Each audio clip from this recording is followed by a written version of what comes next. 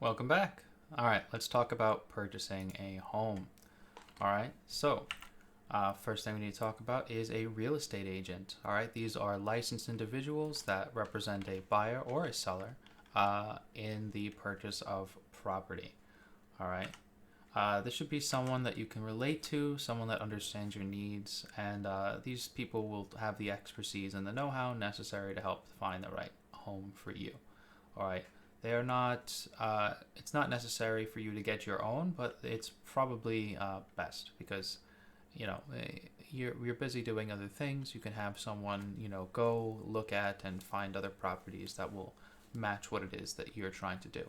Also, if you get a real estate agent, they can maybe help you talk the seller or the real estate agent of the seller to renegotiate the price of whatever home you're trying to buy. All right. For a home loan, all right, most use credits for purchase.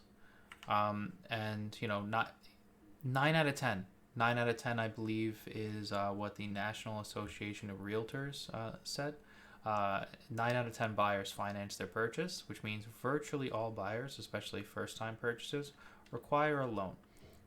And so lenders like banks and credit unions and things like that will mainly evaluate the following factors: your credit history, how have you been with borrowing before, your net income, between you and whoever else you are purchasing with, your net worth, and if you have an income and expense statement that shows how much money you're taking in and how much you're spending.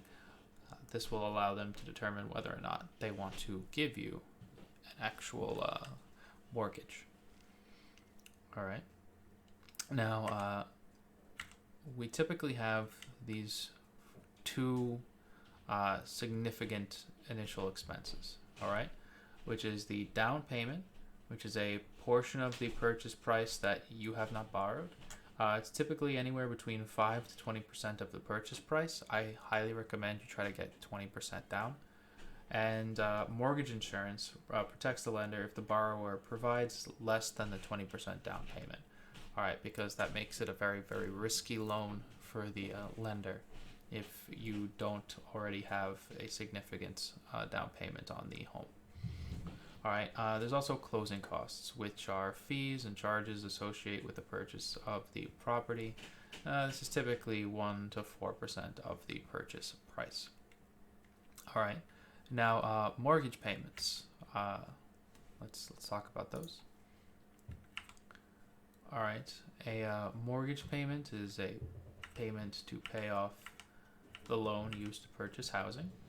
All right, and they typically include the cost of the home, interest, funds needed to pay property taxes on whatever home you actually purchase, and funds to pay homeowners insurance. All right. Now let's talk about some typical home expenses. All right, obviously your mortgage, utilities for your home, household furnishings, special assessments, homeowners association dues if you live in an area where you have a homeowners association, and maintenance, repairs, and communications. Let's talk about a few of these. Special assessments. These are fees collected by local city governments for utilities, road maintenance, and other services such as the fire department and street lighting. Homeowners association dues, if you don't know what those are. If you're living in a condo or a residential community, some of them charge monthly or yearly fees through a HOA, a homeowners association, that will pay for the maintenance of shared areas and necessary repairs throughout the community. Typically, the benefit to communities like this is that they have great local amenities like local parks, local pools that the entire community shares. But, obviously someone has to pay for that, and that will be you as one of the members of that association. And obviously communication, internet, telephone, phone service, anything that you need to contact the outside world. All right, let's just take a look at a quick scenario.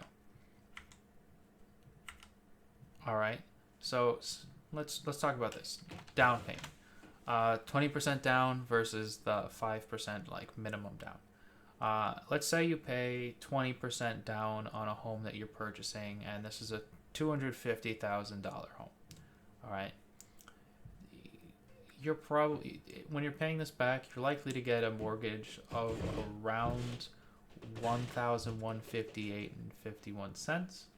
And if you do this on a 30-year loan with that 3.5% interest rate, you're going to end up paying about $400,000 for this house. 417, right?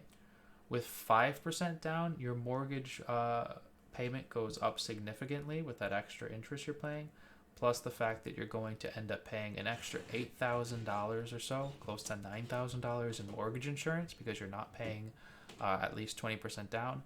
And that really skyrockets what you're paying. You're paying an extra $70K on your home because you're not going in with that 5%, with that 20% down.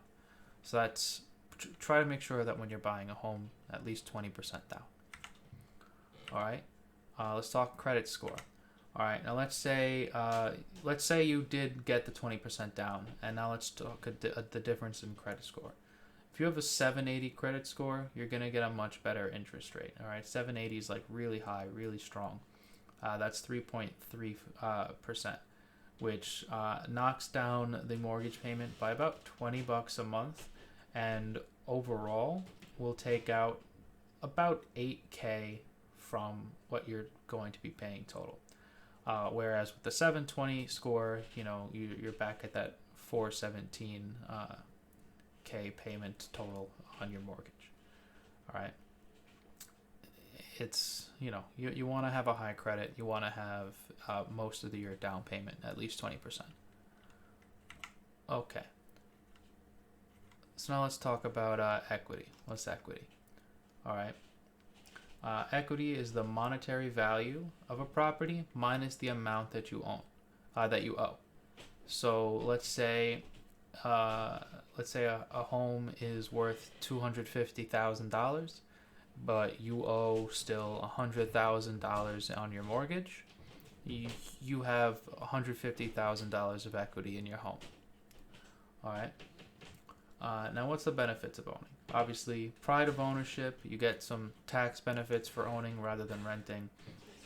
And you have the opportunity to build equity, which will increase your financial well-being and your net worth. The risk of owning is obviously unanticipated expenses, natural disasters, fires, other things that can damage your property. Your property value may decrease if the property market, crashes. We've seen it before. And you're also stuck with a large asset that is difficult to sell if you're deciding to move, because, well, people don't just snatch up homes on site. It takes a while to sell things unless you've got yourself a killer property.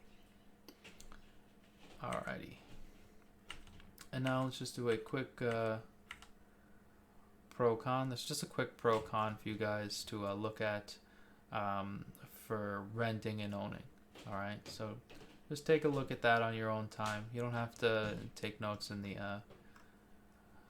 slides for this, but make sure that you have an understanding of this.